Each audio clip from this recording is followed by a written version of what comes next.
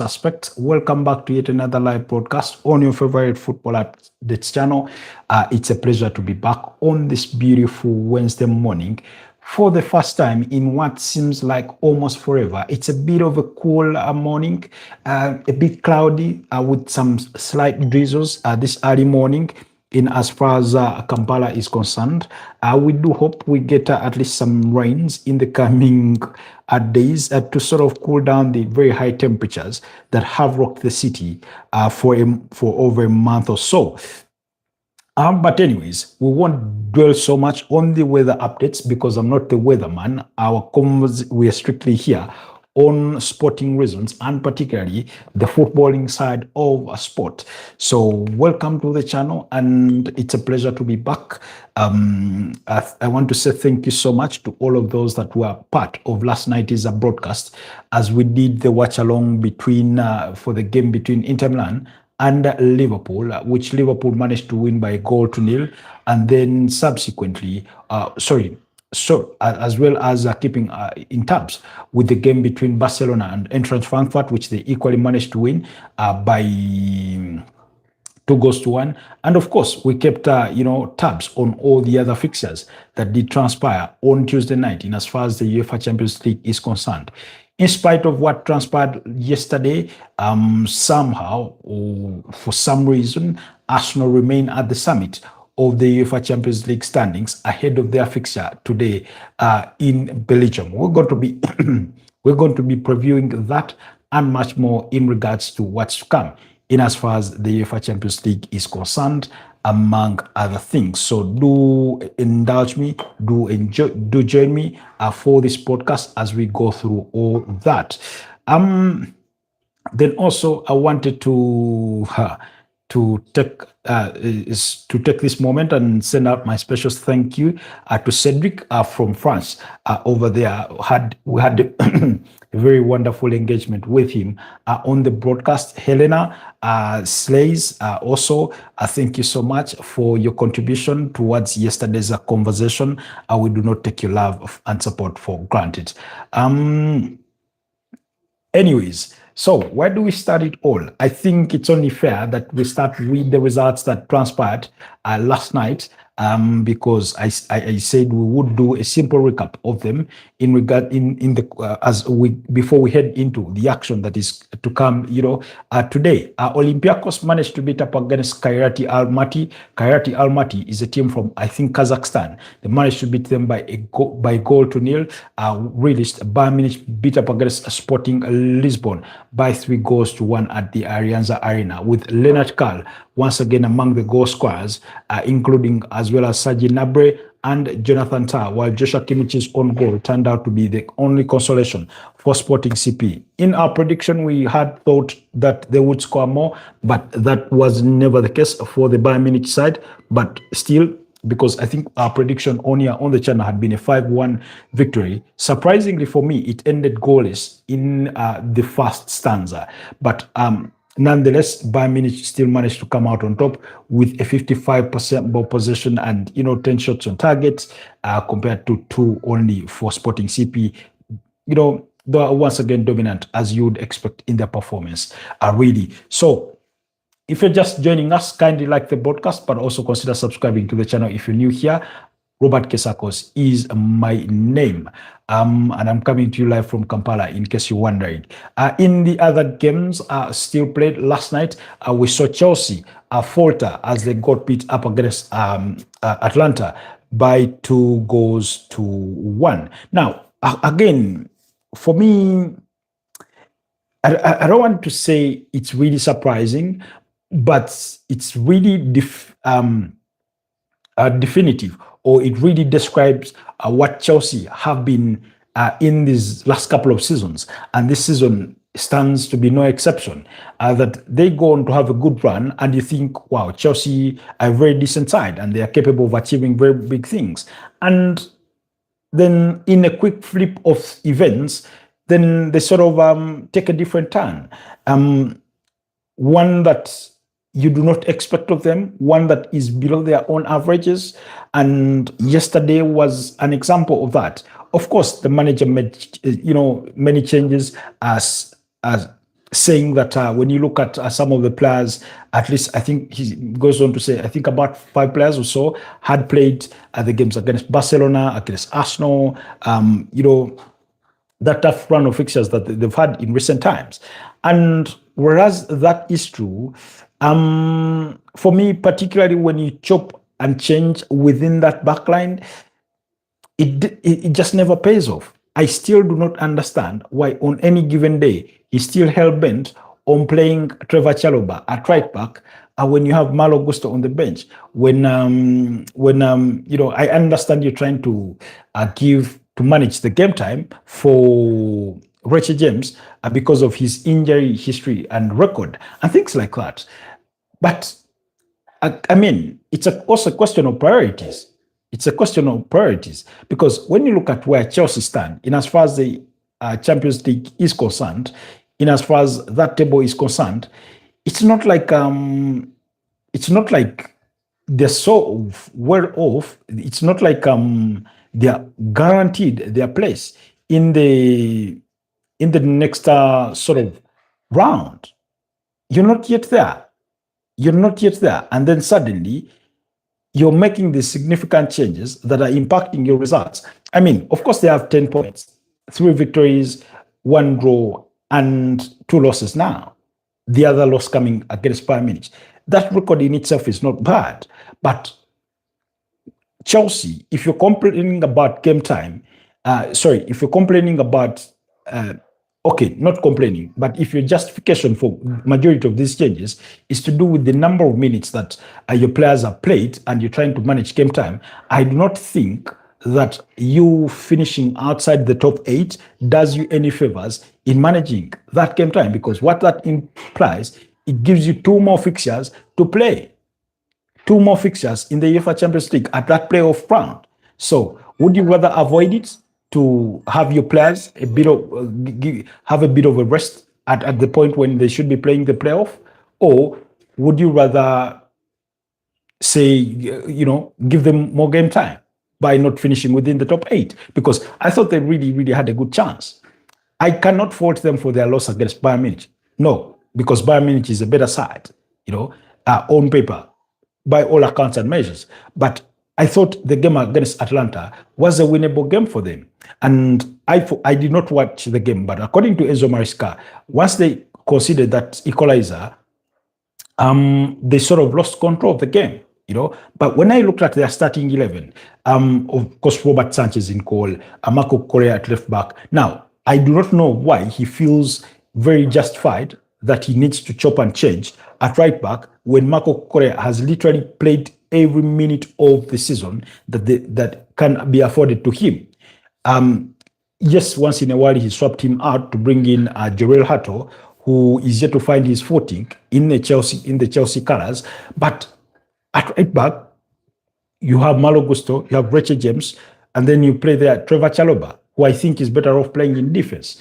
And then you bring in Benoit Badiashile alongside Joshua Achepong. Now, that backline, the center-back pairing is suspect for me. It's going to cause you problems. And then, because you've decided to, keep the likes of, what's his name? What's his name? Wesley Fofana. Again, Wesley Fofana, I sort of understand because, again, he's one of those very, very injury-prone players for whom game time ought to seriously be managed.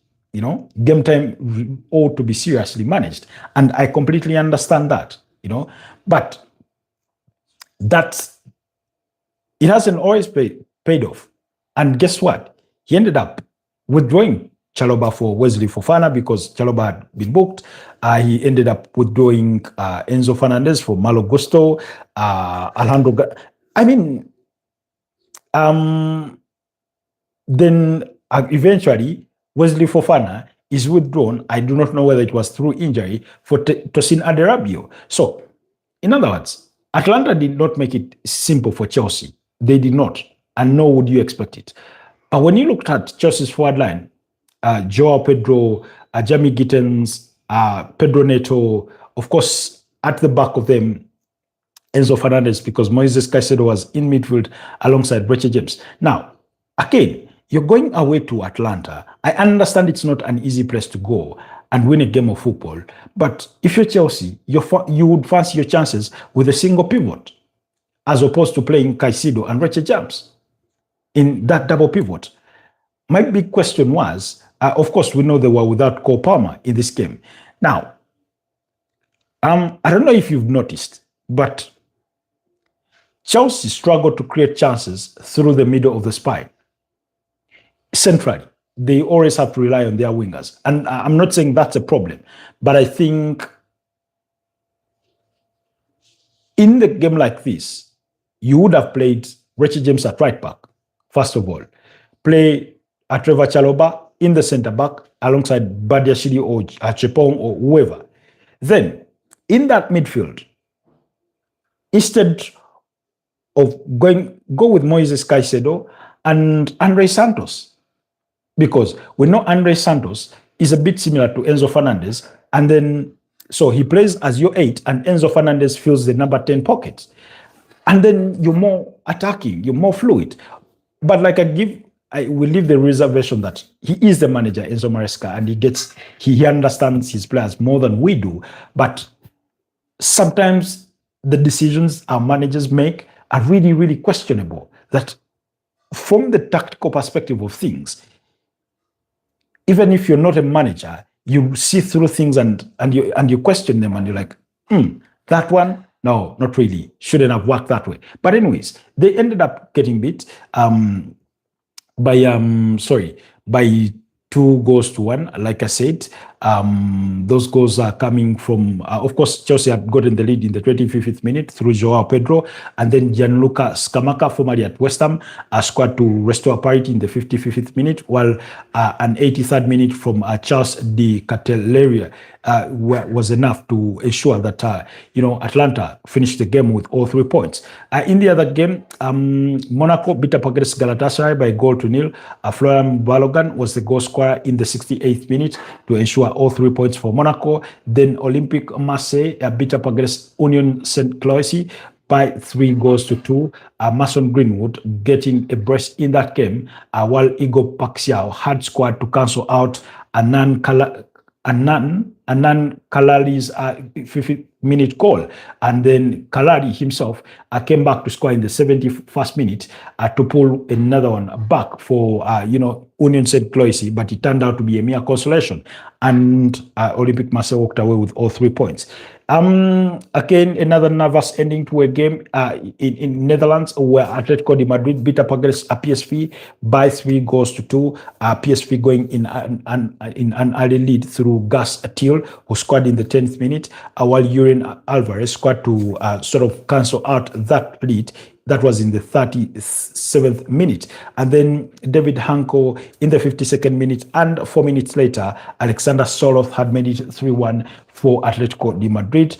Ricardo Pepi scored in the 85th minute to pull another one back for PSV, but unfortunately they were unable to scrap out anything from that game, despite being dominant in terms of possession to the tune of 52% on the ball.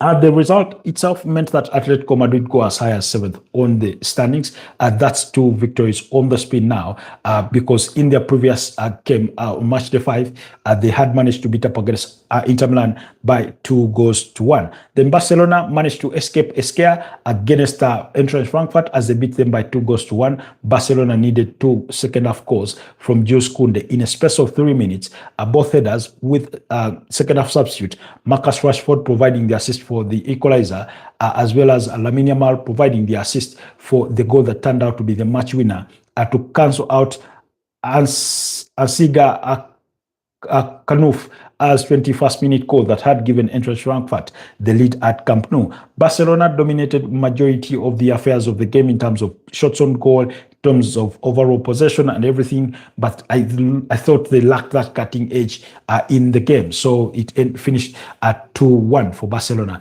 And then before we get to the Liverpool game, Tottenham Hotspur managed to beat up against Slavia Praha by 3-0. David Zimmer, in the 26th minute, they are scoring an own goal to give Tottenham the lead, while two penalties from Mohamed Kudus and Xavi Simons, who are scoring in his second consecutive game, having scored against Brentford over the weekend.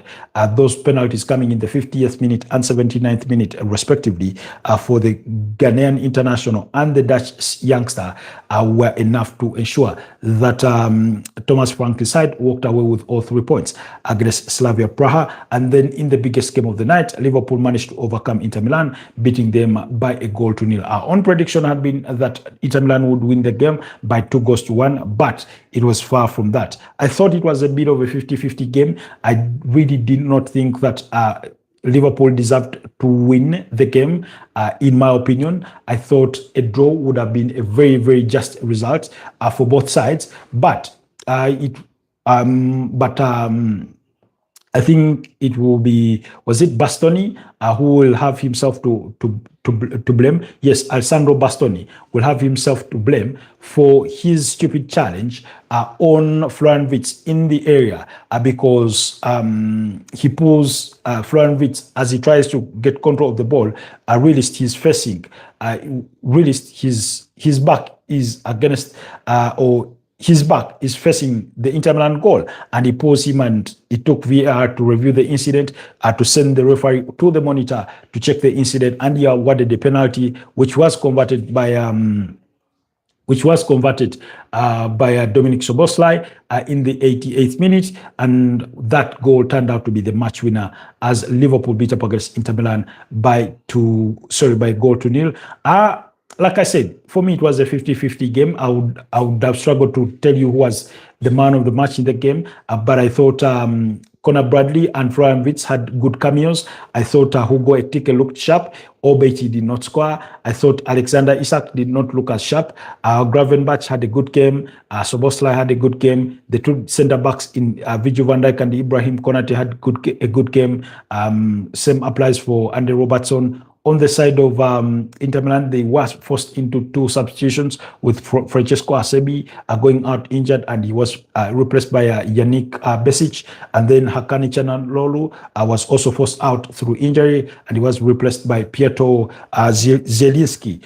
All those are coming in the first half. So it was really, really unfortunate for Christian Chivul's side. But they will have to lick their wounds, having suffered their second consecutive defeat in the UEFA Champions League on the back of winning the first 4 opening games in as far as the campaign is concerned. So they'll need to pick themselves up and hope for better results in the subsequent fixtures, because the Champions League is going to take a break after March the 6th and will return, I think, around the 20th of January. So please take note of that. But otherwise, I thought it was a very fair game. So that's the summary of events from last night. So allow me to leave it at that, unless somebody has a question or a key comment or submission on those games. And I want us to head into today's fixtures, because the action for March the 6th does continue today with 2 early kickoffs.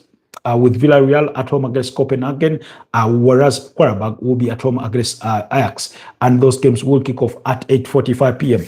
East African time. Then at 11 p.m., Bayer Leverkusen will be at home against Newcastle. Remember, Newcastle lost their last Champions League outing when they got beat by Olympique Marseille by 2-1. Pierre-Emerick Aubameyang scoring a brace in that game to ensure that Olympique Marseille walked away with all 3 points. That means they equally have won 2 consecutive games in the UEFA Champions League, having won their game earlier on yesterday against Union Saint-Gilloise by 3-2. Then Benfica will be up against Napoli. Benfica must win this game if they want to brighten their chances of making it at least to the playoffs of the season's UEFA Champions League. They've only won 1 game this season. I think they've lost 4 games, 1-1, and going into March the 6th, they need to win this game to ensure that they stay within the margins of possibly qualifying for the playoffs. Because if they can win today's game, it could take them to 6 points, and who knows what happens. If you win your last 2 games of this League format, you could finish with 12 points, which ordinarily should be getting you in those playoff places. So they need to avoid a faltering at any one cost. But Napoli themselves have not done much better in as far as this particular campaign is concerned. In any case, they have 7 points, so that means it's an opportunity for a team like Benfica to close the gap on a team like Napoli, who have already suffered 2 defeats in as far as the Champions League this season is concerned. They've won 2, drawn 1, and of course lost 2. Then at San Mamés, Athletic Bilbao is going to be up against Paris Saint-Germain, the reigning champions of the UEFA Champions League, while in Turin, Juventus are going to be up against Pafos. Bodo Glimt will be away to the Signal Iduna Park to take on Borussia Dortmund, who are under the charges of Niko Kovac, while Arsenal are going to be playing away against Club Brugge. And then in the biggest game of the night will become between Real Madrid, the most successful club in European football, against Manchester City, the 2023 champions of the UEFA Champions League. So those are the fixtures that are going to be coming your way, and those are the fixtures. I don't know what time will allow us, but at least 2 fixtures we're going to digest, starting with the game between Arsenal away to Club Brugge, and then subsequently the Real Madrid game against Manchester City. We get to start on the Arsenal front. We did receive, of course, injury updates from Mikel Arteta. He was speaking at a press conference yesterday prior to this game. And of course, Club Brugge have had a managerial change due to results that were not really going their way. But I thought they've been a very, very decent side in as far as their home record is concerned, not just in the UEFA Champions League, but we're talking also they come up against the best informed team in as far as the UEFA Champions League is concerned. When you look at across all competitions, of course, they've had their own slump in terms of form in as far as the Premier League is concerned, because when you go back to the Premier League, they've lost a game against Aston Villa in their most recent league outing. They've drawn against Chelsea, they drew against Sunderland, in between their winning games against Brentford, and the other victory was against what?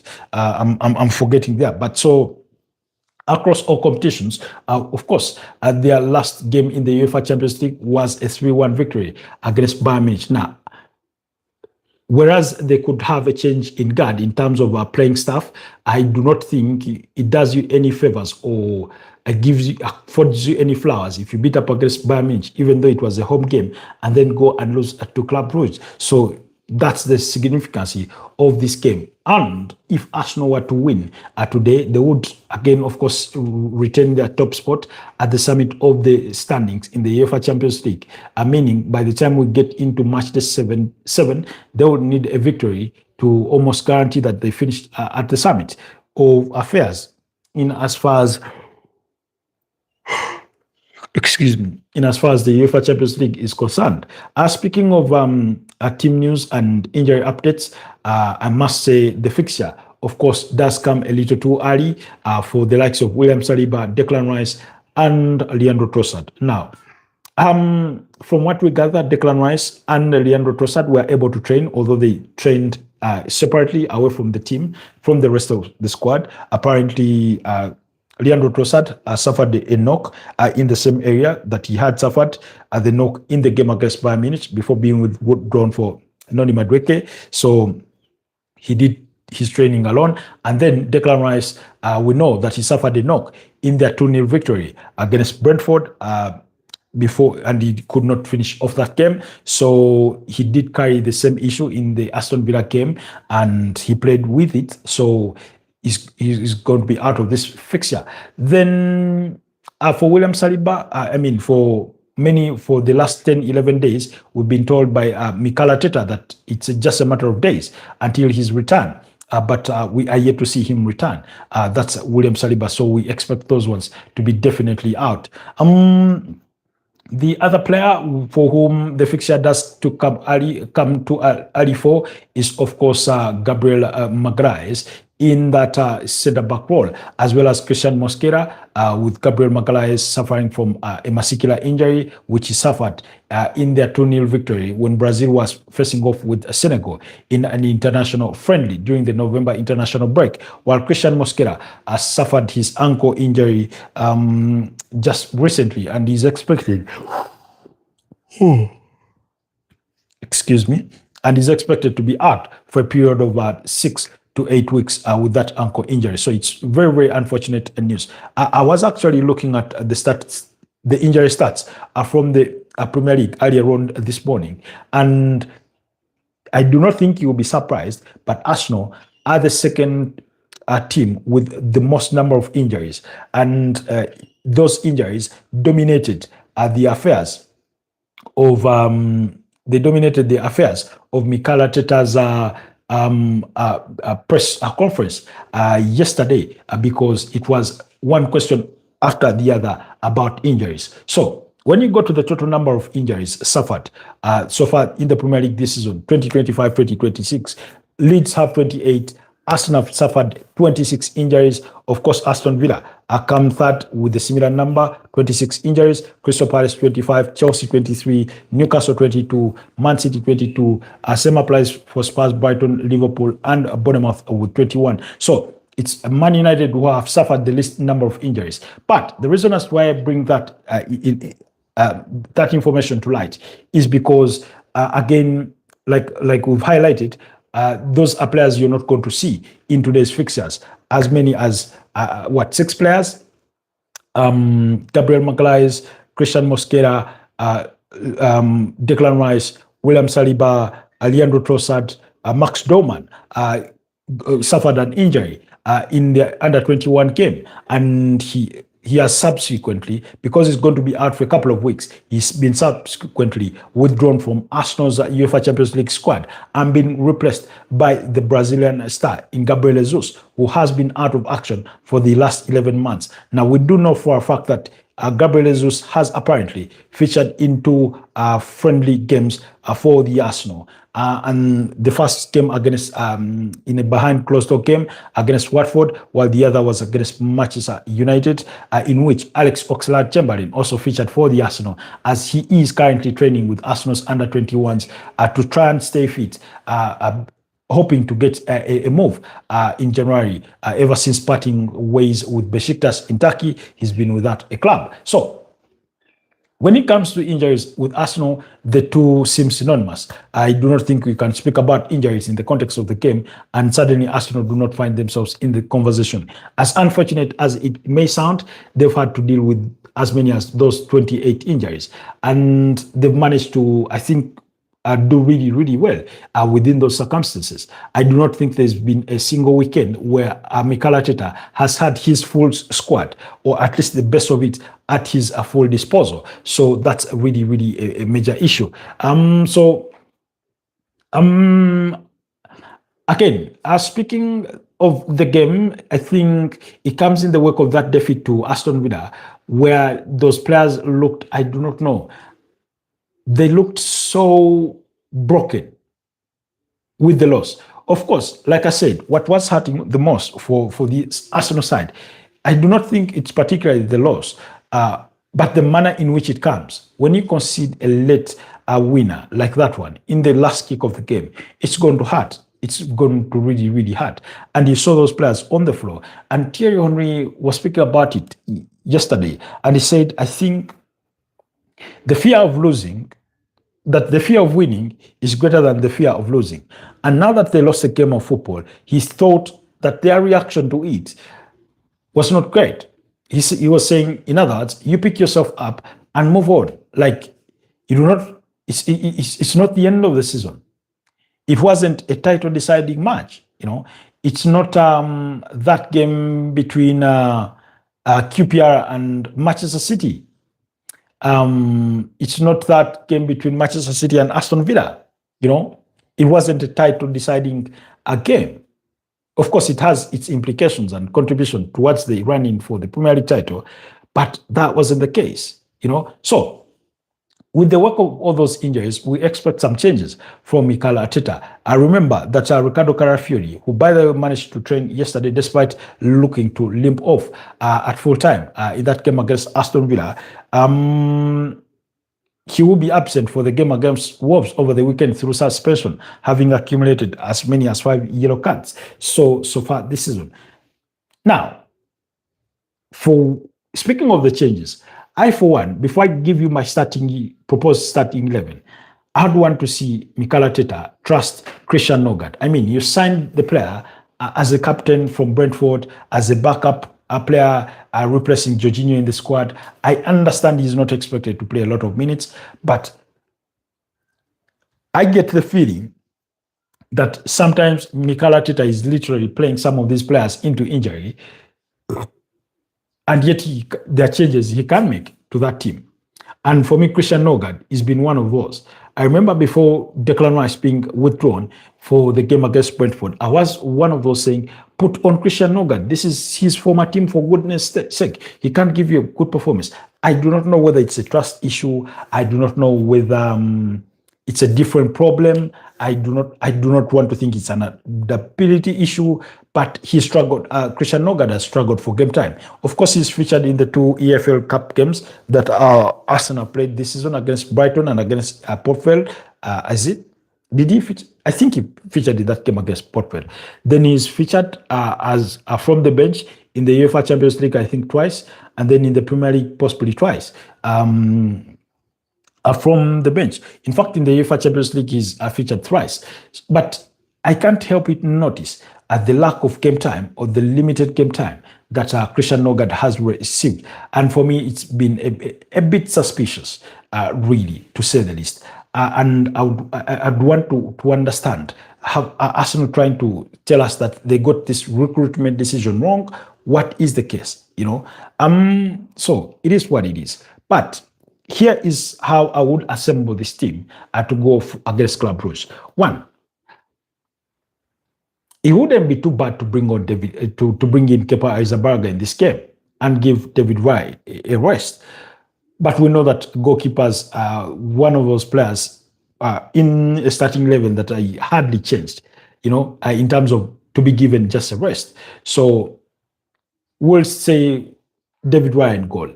For purposes of correctness, but I would say, give Kepa Arrizabalaga a game of football in the UEFA Champions League, because I do not think, anyways, there will be still other games to play. We can't say that he will never feature, but I'd go with him. My centre-back pairing, I would go with Ricardo Carafiori and Jurriën Timber. I would have really, really loved for Jurriën Timber to be rested, but unfortunately, there are not so many solutions in that regard. Whereas I would have advocated for the inclusion of Mali Solomon in the starting 11. Playing him in a new partnership alongside Ricardo Carafiori could be a recipe for disaster for Arsenal. Oh, Jesus Christ. I don't know why I'm over yawning this morning. It's like I'm suffering from sleep deprivation. But anyway, so David Raya, I'd go with Carafiori, Jurriën Timber, Ben White at right back, and Miles Lewis-Kelly at left back. The reason as to why I start Miles Lewis-Kelly, because I expect him to start in the game against Wolves, so I do not want him to be rusty. I want him to get a good 60-75 minutes of game time here and, get up to speed, so that against Wolves, in a game in which, or a fixture in which he received the red card last season, he can do much, much better. Then in midfield, I'd go with Christian Nogard. I'd go with Martin Odegaard and Ethan Nwaneri. That's how I would assemble it. And then ahead of them, I'd go with Gabriel Martinelli. I would go with Noni Madueke and Victor Gyökeres. Now, whereas you may think that's one too many changes, I'll give you the justification. Noni Madueke, Martin Odegaard, both are returning from injuries. Same applies for Gabriel Martinelli. You need to get them up to speed, and you get them up to speed by playing them. And then in that midfield, give Christian Nogard a chance. Let him play alongside Martin Odegaard. Let Odegaard take more responsibility. And then Ethan Nwaneri, play him in that at number 10 pocket role. I think, and then Even if you're going to play some of these players for 45 minutes, do the changes, are really, really. But again, knowing how stubborn Mikel Arteta is, do not be surprised if it is a Martin Zubimendi at the pivot, a player who I think equally needs a bit of a rest. Otherwise, the Premier League has been one bit of a physical nightmare for him. He's coped with it really, really well. But when you go back to that game against Aston Villa and how they really dominated Arsenal in as far as that midfield was concerned, you really, really get the feeling that maybe he deserves a rest. So that's my submission on that in terms of an expected lineup. They will be coming up against a Club Brugge side that are really, really capable of scoring goals. Carlos Forbes, I think this one scored the brace against Barcelona in their 3-3 draw. Hannes Vanneken, as well as Christos Zolis. So really, they're not an easy team, Club Brugge, to go up against. Back in the day, they used to play with Crepin Diatta at left back, the Senegalese international, and then at some point Simon Mignolet was in that team, as a goalkeeper. But that's all to say that they're fairly very, very decent side, and on any given day they could give you a run for your money in as far as the UEFA Champions League goes. We are talking about a team that unfortunately are quite low on the table in 27th place with only 4 points. So really, one victory and one draw in the last 5 should be an encouragement for the Arsenal to go and collect all 3 points. I'm not saying it's going to be easy, but I'm saying even in the wake of their injury mysteries and unfortunate and misfortune, they still have a team that is capable of putting on a good performance to beat up against Club Brugge in as far as the UEFA Champions League is concerned. Mikel Arteta, of course, was pressed on Christian Nogard, but I did not think he gave a sufficient answer because he said yes. He said yes, but I'm really happy with how he's come to the club, especially with him and everything that we need to do in many areas, not only in the pitch, but what he has to do. He excels in the manner that we expect him. I think it's similar to Ben White or Miles Lewis-Kelly. They haven't played as much as expected, but they are very positive. Now, again, it doesn't tell you why he's not been played that much. He's simply being vague about it and praising the player, perhaps for the right and wrong reasons, because he says, and not only in the pitch, but when he has to do, he excels in the manner we expect of him. I mean, we're talking about a player who is hardly started more than 3 games for Arsenal, really. So it becomes difficult in that sense for a player like Christian Nogard, who I think is really, really capable. He just needs to be trusted by the manager, So really, we'll have to wait and see. We'll have to wait and see what more there is to it when the time comes, what team will have been selected. Do not forget, like I said, if the stars do align for us, we'll be back once again at 11 p.m. For the watch along for the game between Arsenal and Club Brugge, as well as the game between Real Madrid and Manchester City, because the latter is the biggest game of the night in as far as the UEFA Champions League is concerned. Like I said,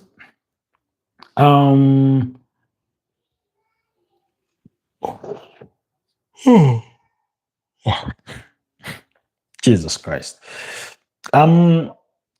Club Brugge have had a change of managers with Ivan Leko returning to the club. Again, Mikel Arteta was speaking about this, and he said it's not easy when you sort of review and plan to first on one manager, and then suddenly it's all changed. He said on Club Brugge having a new manager. He said, obviously, you look at all the games and analyze the manager and their identity. And obviously, the last performance they had was in the UEFA Champions League and in the domestic competition. In the afternoon, we got the news that they have a new manager. So you have to adapt. It's not the first time that we are facing this situation. So, okay, we have to think about what the possibilities are and look at his past, and we have to focus much more on what we have to do. We have to be able to adapt in relation to what they do, as we said, in terms of their formation and the players that they are going to pick. Then we have to focus on ourselves, what we have to do to be better than them. So that was Mikel Arteta speaking about the managerial change at Club Brugge and in the context of the game, what it means for them tactically, really. So anyways, do let me know what your predictions are for this particular game.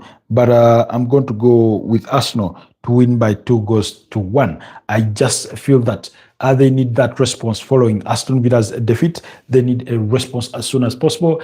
And you do not get a better opportunity to bounce back than against a team that you far preponderate in terms of player quality overall in your squad.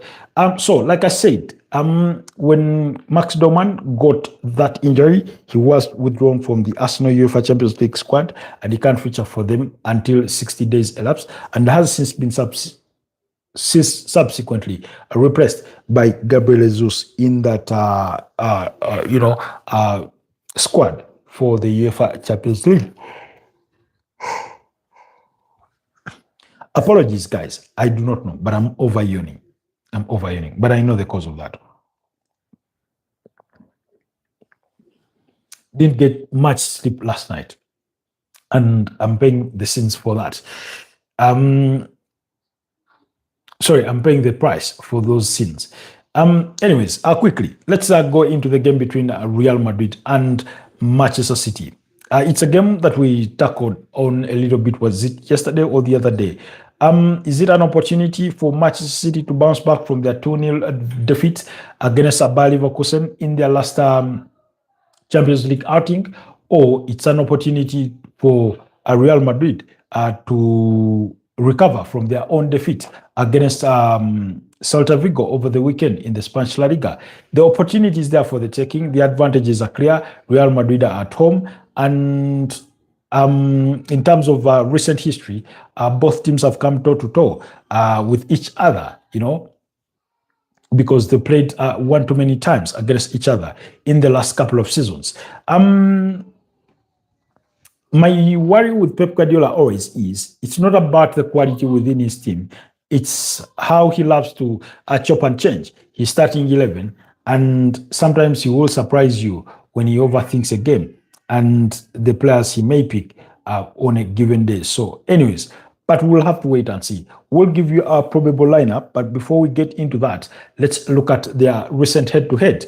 The two sides met in February, just this year, and Real Madrid got the better of Manchester City, beating them by 3-1 at the Santiago Bernabeu, but also won the reverse fixture by 3-2 at the Etihad Stadium. We are talking about a much different Manchester City than the City we saw last season, compared to the Real Madrid that it is or it was. Of course, Carlo Ancelotti was in charge of Real Madrid. Really, now it's Xabi Alonso, who equally played under Pep Guardiola for 2 years, I think, at Bayern Munich. So really, a very, very interesting stuff there.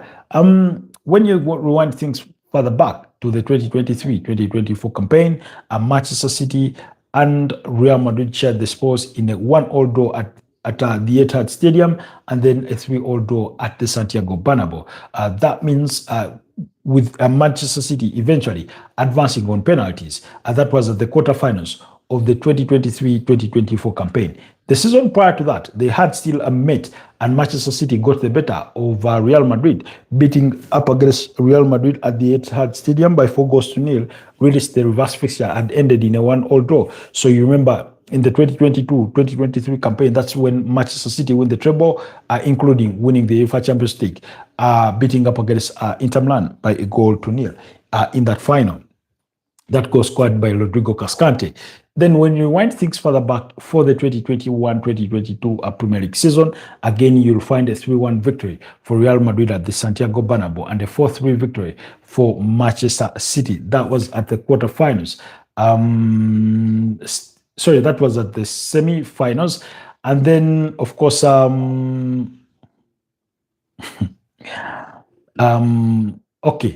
all right. Then you go back to the 2019-2020 season. The two sides still met, and Manchester City won the duel, home and away, beating Real Madrid by 2-1 in either fixtures. So that should tell you that there are no guarantees to this one in terms of who wins or who loses.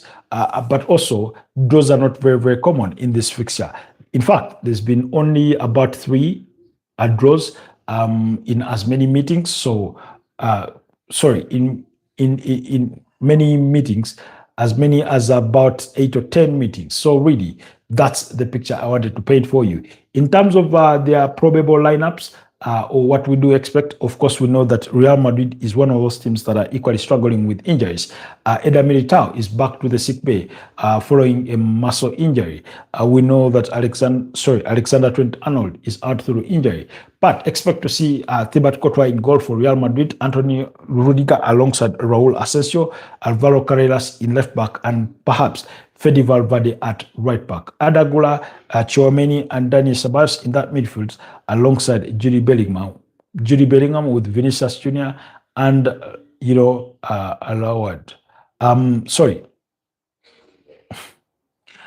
Güler, Tchouaméni, Dani Ceballos, and Jude Bellingham in that, next 4. Then Rodrigo Goes and Vinicius Jr. Because Kylian Mbappe is set to miss this game through injury. When you look at the players that are absent for Real Madrid, it's a bit of a staggering list. Kylian Mbappe with a muscular problem, Eder Militao with a thigh injury, Alexander Trent-Arnold, David Alaba, Eduardo Camavinga, Dean Howson with a knock, Dani Carvajal, and Ferland Mendy. So really, as things are not good, really, when you compare to Manchester City, they only have 3 injury concerns, with some John Stones and Mateo Kovacic, the other being Rodrigo Cascante, who has since returned, but Manchester City are just trying not to rush him. On the side of Manchester City, expect to see Gianluigi Donnarumma in goal, Joško Gvardiol alongside Ruben Dias, Matthias Nunes, and Nico O'Reilly for the back 4. Then Nico Gonzalez at the base of the midfield with Tijani Reinders ahead of them, Jeremy Doku, and Phil Foden. Now, I would want to think that Bernardo Silva could he pave the way for perhaps another player? We'll wait and see, with Brad Erling Haaland leading the lines. My prediction is that, I don't know, it's a bit of a difficult one. Madrid have not been in the best of forms. Really, Manchester City have made some things happen in recent times. So really, but like I said, their last Champions League outing was a 2-0 defeat at the hands of Bayer Leverkusen. Real Madrid won against away to Olympiacos by 4-3. So that's all there. It's a bit of a difficult one, really. But I wouldn't be surprised with a 2-2 draw or a 3-2 victory.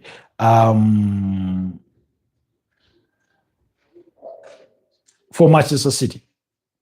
I don't know. I struggle to see how Real Madrid win this game because they've suffered. Speaking of suffering, Xabi Alonso, he's sort of the speculation that should he not win this fixture, he could get sacked. Even though I wouldn't agree with the decision, but it is what it is, So, anyways, guys, give me what your predictions will be down in the comment section. But I think that's the preview that would go into today. We won't digest much the other games, due to the interest of time. It's 26 minutes past 10 a.m. I need to get going to other duties. I really am here over yawning because of some having had inefficient sleep, and yet I had to be up early, very, very early in the morning. So otherwise, I want to say welcome to the channel, to all our new subscribers who have joined the community recently. We do hope that you enjoy your stay with us. For our usual suspects, thank you so much. For the semi-regular suspects, we do not take your love and support for granted. For the non-regular suspects, we do understand where you do come from as well, and we have only thanks to give you for really, really continuing to support what we do. Otherwise, let's meet at 11 p.m. East African time for those games. I want to wish you a blessed rest of the day, and we'll link up and keep up with those games. Otherwise, it's been a pleasure, but do not forget the UEFA Europa League and the UEFA Conference League will equally be getting underway on Thursday. We will be here to digest everything from football. Bye-bye for now, and stay blessed.